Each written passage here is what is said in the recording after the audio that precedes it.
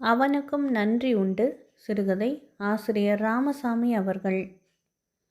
வயது வந்த பெண்ணை எத்தனை நாட்களுக்கு வீட்டில் வைத்து பாதுகாத்து கொண்டிருக்க முடியும்?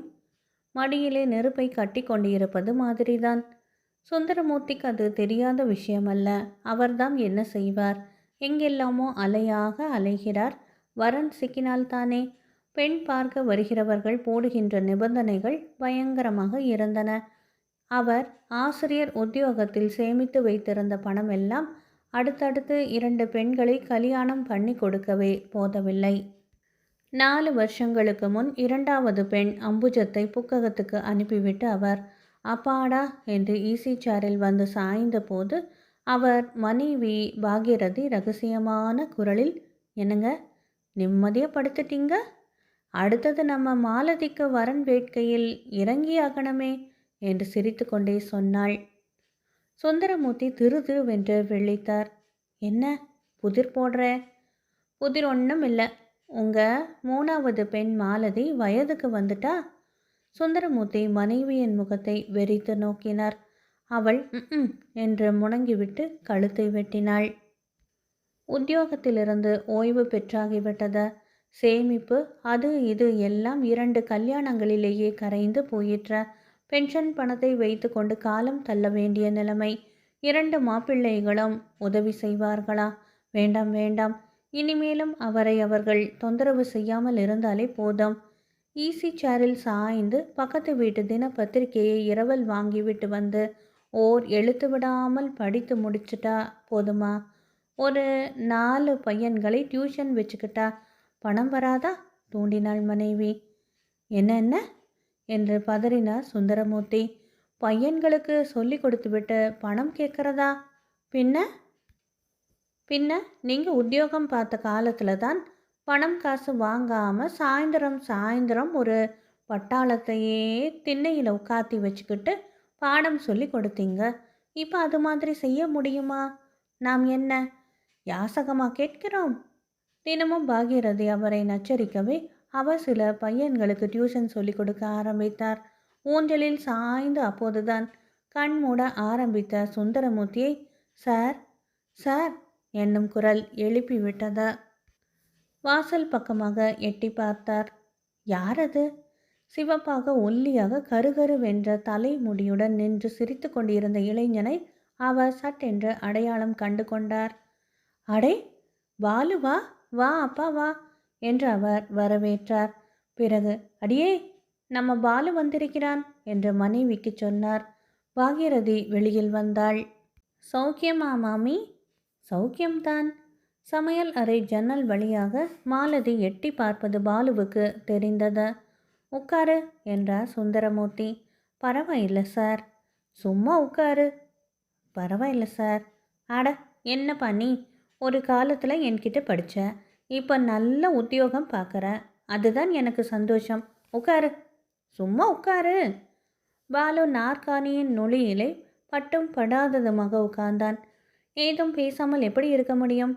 அந்த காலத்தில் நீங்கள் எங்களுக்கு பள்ளிக்கூடத்தில் மட்டும் இல்லாமல் சாயந்தரம் வீட்லையும் சொல்லி கொடுத்து எங்களை உருப்படியாக்கி விட்டதால் தான் சார் நாங்கள் இந்த உத்தியோகம் பார்க்க முடிகிறத.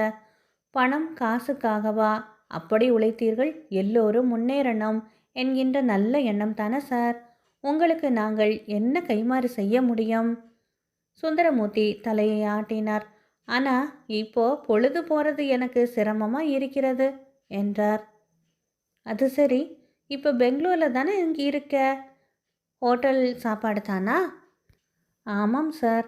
இந்த வருஷமாவது இந்த பக்கம் மாற்றிக்கொண்டு வரணும்.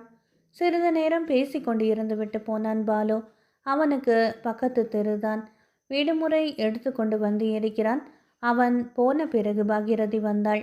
என்னங்க, இந்த பிள்ளைக்கு கல்யாணம் செய்து வைக்க வேண்டும் என்று அவன் வீட்டிலே சொல்லி கொண்டிருக்கிறார்கள். நல்ல பையன். பாகியரதி அவர் முகத்தையே சற்று நேரம் உற்று பார்த்தாள். நீங்கள் போய் அந்த துரைசாமியை பார்த்தால் என்ன? துரைசாமியை பார்க்கறதா? எதுக்கு? எதுக்கா? அவளுக்கு தன் கணவன் பேரிலே சிறிது கோபம் வந்தது. உங்களுக்கு எல்லாம் அப்பட்டமாக சொல்லணும். சொல்கிறேன். பாலுவோட அப்பா துரைசாமி கிட்ட போய் என் பெண்ணை உங்கள் பிள்ளைக்கு பண்ணிக்கிறீங்களான்னு கேளுங்கோ. சுந்தரமூர்த்தி நிமிர்ந்து உட்கார்ந்தார். நல்ல பையன், நல்ல உத்தியோகம், கை நிறைய சம்பளம், தெரிந்த மனிதர்கள். ஆமாம், இந்த யோசனை எனக்கு தோணவே இல்லையே. எப்படி தோணும்? நீங்கள் தான் அந்த காலத்தில் உங்ககிட்ட படித்த பையன்கள் அத்தனை பேரும் பாஸ் பண்ணின அமர்க்களத்தையே இன்னமும் நினச்சி நினச்சி சந்தோஷப்பட்டுக்கிட்டு இருக்கீங்களே. பாலு தங்கமான பிள்ளைதான். நான் சொன்னால் கேட்பான். அவன் அப்பா துரைசாமியும் நல்ல மனிதர்தாம். வரதட்சணை வரிசை அப்படி இப்படின்னு ஒரேடியாக பயமுறுத்த மாட்டார். நம்ம நிலைமை தெரிஞ்சு அனுசரித்து போவார். ஆனால் நான் நேரடியாக அவரை எப்படி கேட்கறது தான் புரியலை. சங்கோஜமாக இருக்குது. ஒருவேளை உம்மோட அந்தஸ்துக்கு என்கிட்ட எப்படி ஐயா வந்தீர்னு கேட்டுவிட்டால் என்ன செய்வேன்? சரி, நீங்கள் நேராக போய் கேட்க வேண்டாம். மேட்டு தெருவில் இருக்கிறாரே சங்கரன் மாமா, அவரை போய் பார்த்து விஷயத்தை சொல்லி அவரையே கேட்க சொல்லுங்களேன். அது நல்ல யோசனையாக தோன்றியது சுந்தரமூர்த்திக்கு. இன்னைக்கு நல்ல நாள்தான், நல்ல நேரம்தான் என்று அவசரப்படுத்தினாள் மனைவி. சுந்தரமூர்த்தி சட்டையை எடுத்து மாட்டிக்கொண்டு கிளம்பினார். என்ன இருந்தாலும் பாகீரதிக்கு சில சமயங்களில் நல்ல யோசனைகளாகத்தான் தோன்றுகின்றன. நன்றாக தெரிந்தவன் தானே, அவருக்கு படவில்லையே. ஆனால் அவன் அப்பா ரொம்ப எதிர்பார்க்க கூடாது. பையன் சொன்னால் கேட்காமலா போய்விடுவார்? அந்த காலத்தில் 10, 15 மார்க் வாங்கி கொண்டு இருந்த அவனை எவ்வளவு பாடுபட்டு 70, 80க்கு மேலே வாங்க வைத்திருக்கிறார். எவ்வளவு பொறுமை தேவைப்பட்டது. பரீட்சை சமயங்களில் அவர் வீட்டிலேயே சாப்பிட்டுவிட்டு விடிய விடிய படிப்பான்.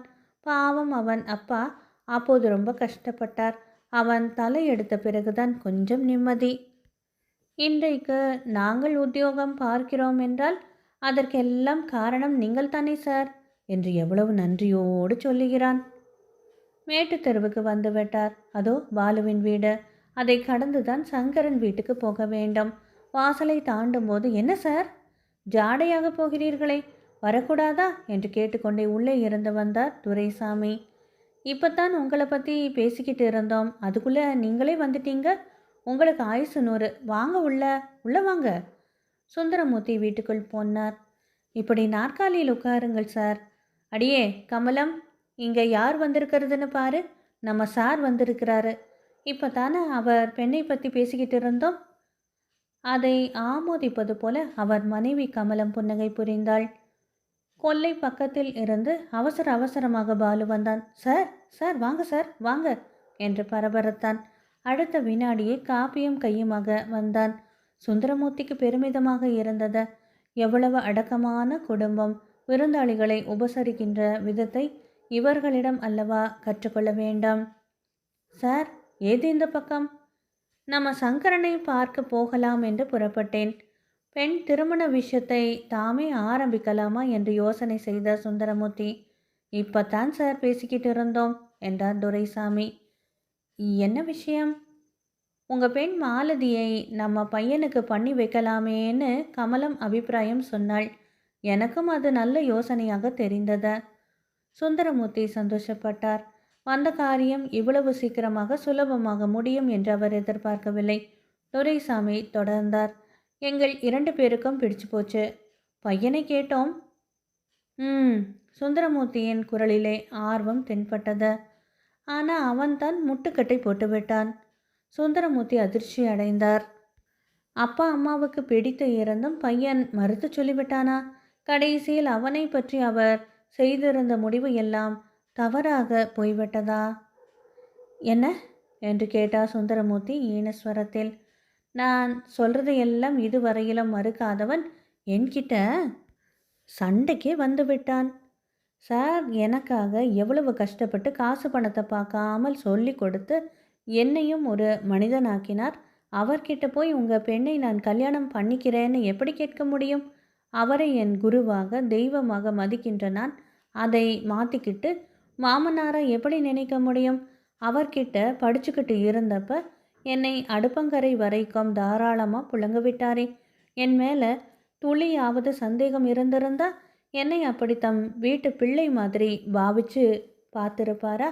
அவர்கிட்ட போய் இதை சொன்னால் அவர் என்ன நினைப்பார்? மனதிலே ஏதோ கல் மிஷத்துடன் தான் நான் பழகினதாக அவர் நினச்சிக்க மாட்டாரா? இது தீட்டின கட்டையே பதம் பார்க்கின்ற மாதிரியில் இருக்கு என்று சத்தம் போட்டான். அதனால தான் பேசாமல் அந்த விஷயத்தை விட்டுவிட்டோம். சற்று நேரம் திகைத்து போய் உட்கார்ந்திருந்த சுந்தரமூர்த்தி அவர்களிடமிருந்து விடை பெற்று கொண்டு வீட்டை நோக்கி திரும்பினார். அவன் நெஞ்சம் பெருமிதத்தால் விம்மியது. பெண்ணுக்கு வரன் கிடைக்கவில்லையே என்ற கவலை இல்லை அவருக்காக. நம்மிடம் படித்த பையன் எவ்வளவு கண்ணியத்தோடு இருக்கிறான், நம்மேல் எவ்வளவு மதிப்பு வைத்திருக்கிறான் என்று நினைக்க நினைக்க அவருக்கு ஆனந்தமாக இருந்தது. தமக்குள்ளே சொல்லி கொண்டார் அவர். அடி பாகிரதி, என் மாணவர்கள் எல்லாம் எப்படின்னு தெரிஞ்சுக்கிட்டியா? அன்பானவர்களே, ராமசாமி அவர்கள் எழுதிய அவனுக்கும் நன்றி உண்டு சிறுகதை நிறைவு பெற்றது. நன்றி.